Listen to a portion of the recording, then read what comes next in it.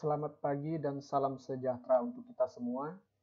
Perkenalkan, saya Nobertus Titus, mahasiswa Universitas Tanjung Pura Pontianak, Fakultas Teknik, jurusan Teknik Sipil, Program Studi Teknik Sipil. Yang saya hormati, dosen pembimbing pertama saya, Bapak Danang Wunarto, STMT IPM. Yang saya hormati, dosen pembimbing kedua saya, Bapak Insinyur Daniel MT. Yang saya hormati, dosen penguji pertama saya, Ibu Profesor Dr. Heni Herawati, STMT IPM. Yang saya hormati, dosen penguji kedua saya, Ibu Insinyur Aswa Nirmala, MT IPM. Pada kesempatan yang berbahagia ini, saya akan mempresentasikan seminar proposal saya sebagai salah satu syarat untuk menyelesaikan pendidikan sarjana saya dengan judul proposal Inovasi Aliran Sungai Tapang Rumah sebagai Pembangkit Listrik Tenaga Piko Hydro Skala Rumah Tangga. Sistematika penulisan. Bab 1 berisi latar belakang, rumusan masalah, tujuan penulisan, pembatasan masalah, metode penelitian, dan sistematika penulisan. Bab 2 berisi tentang penjelasan terhadap teori-teori pendukung di dalam penulisan skripsi ini. Bab 3 membahas metode penelitian dan alur pelaksanaan yang dilakukan dalam penelitian. Bab 4 berisi informasi detail lokasi penelitian dan uraian pembahasan perhitungan hasil-hasil penelitian serta perencanaan. Bab 5 berisi kesimpulan dan saran-saran penelitian. Latar belakang.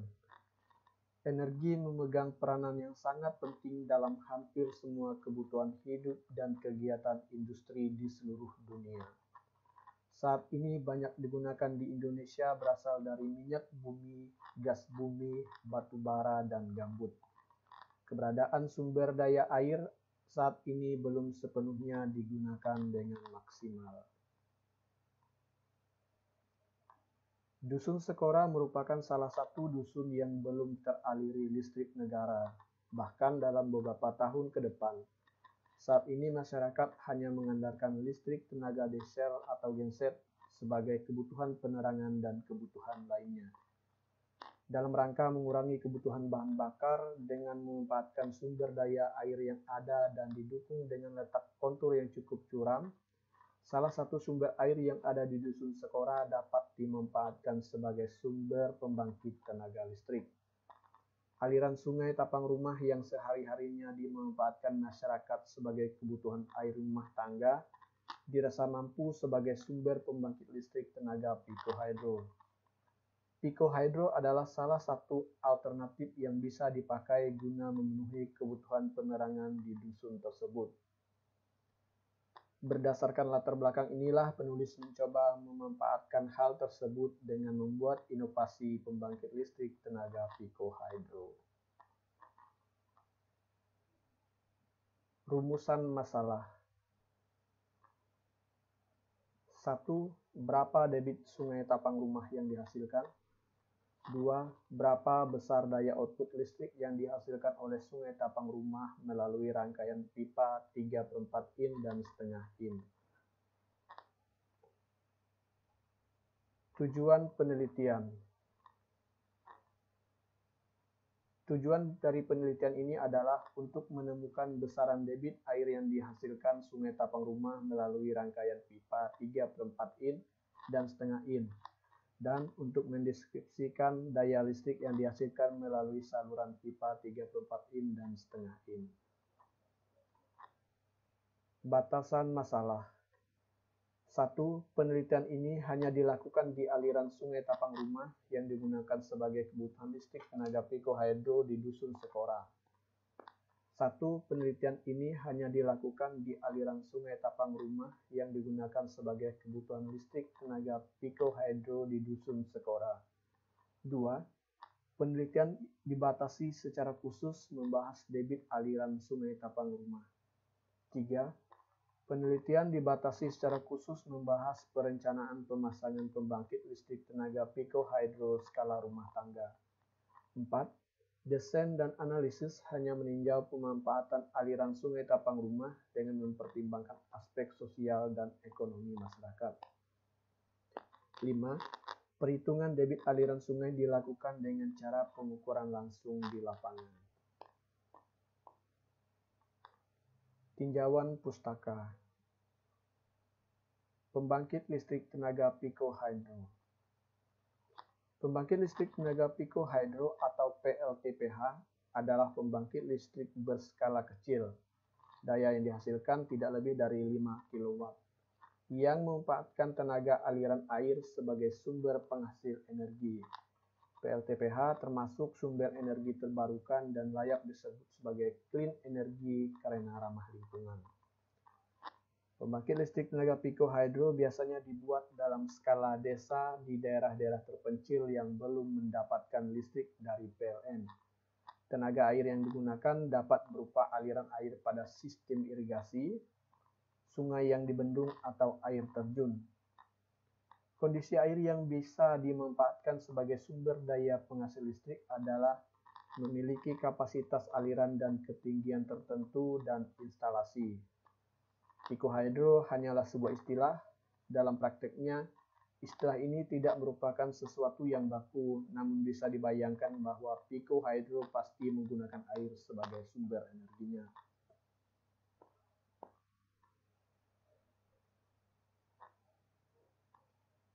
Klasifikasi pembangkit listrik tenaga air berdasarkan head, berdasarkan kapasitas, dan berdasarkan jenis desain. Berdasarkan head, untuk head tinggi dari 100 meter biasanya digunakan turbin Pelton. Sedangkan head menengah yaitu kurang lebih 30 meter biasanya digunakan turbin cross flow. Sedangkan untuk head terendah yaitu kurang lebih 2 meter biasanya digunakan turbin propeller. Berdasarkan kapasitas, pembangkit listrik tenaga air pikohidro yaitu kurang dari 500 watt. Pembangkit listrik tenaga air mikohidro yaitu 0,5 sampai dengan 100 kW.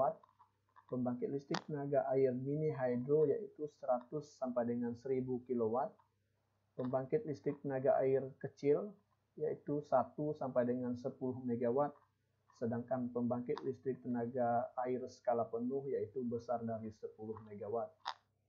Berdasarkan jenis desainnya dibagi menjadi run of the river, sistem penyimpanan, dan sistem pompa penyimpanan. Prinsip pembangkit listrik tenaga air pikohidro. Pembangkit listrik tenaga air skala pikohidro pada prinsipnya memanfaatkan beda ketinggian dan jumlah debit air per detik yang ada pada saluran irigasi, sungai, atau air terjun.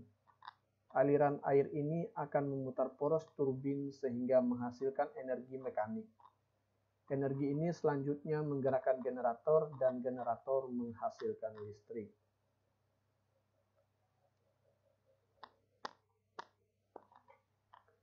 Besarnya daya listrik sebelum masuk turbin secara matematis dapat dituliskan sebagai berikut. P in turbin sama dengan Rho dikali Q dikali H dikali G.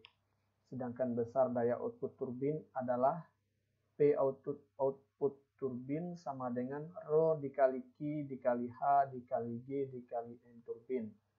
Sehingga secara matematis daya real yang dihasilkan dari pembangkit adalah P real sama dengan Rho dikali Q dikali H dikali G dikali N turbin dikali N generator dan dikali NTM.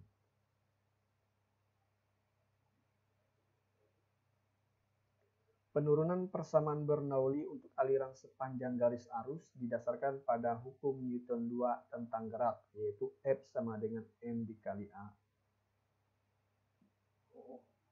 Gambar 1 menunjukkan elemen berbentuk silinder dari suatu tabung arus yang bergerak sepanjang garis arus dengan kecepatan dan percepatan di suatu tempat dan sewaktu-waktu adalah V dan A.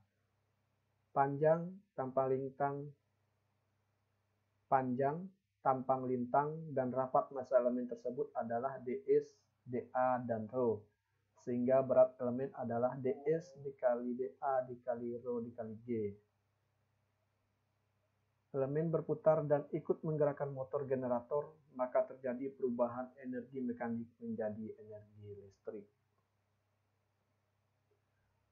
Untuk mempermudah analisis energi dinyatakan dalam energi per unit massa fluida yang dapat ditulis sebagai berikut menurut Triatmojo 1993. Kita bisa lihat di layar.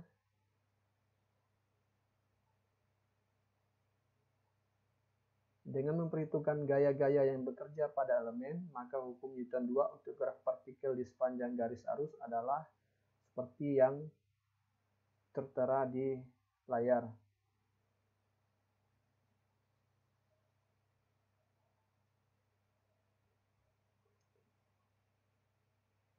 Pemilihan lokasi pembangkit listrik picohydro. Untuk pemilihan lokasi pembangkit listrik tenaga picohydro untuk memperhatikan hal-hal sebagai berikut, seperti debit air, kondisi geologis dan keadaan air, debit aliran dan tinggi jatuh air atau head. Dalam menentukan tinggi jatuh air di sungai berdasarkan pada kondisi alam, yaitu perbedaan tinggi antara lokasi bak penampung dan lokasi pembangkit. Tinggi terjun yang sengaja dibuat, hal ini untuk mendapat tinggi jatuh air yang sesuai dengan kapasitas yang digunakan. Lokasi penelitian. Lokasi penelitian ini terletak di Kabupaten Skadau, Kecamatan Angataman, tepatnya di Dusun Sekora. Alat dan bahan yang digunakan dalam penelitian ini adalah seperti Global Positioning System atau GPS, meteran, water pass, rambu ukur, wadah ukur, dan stopwatch.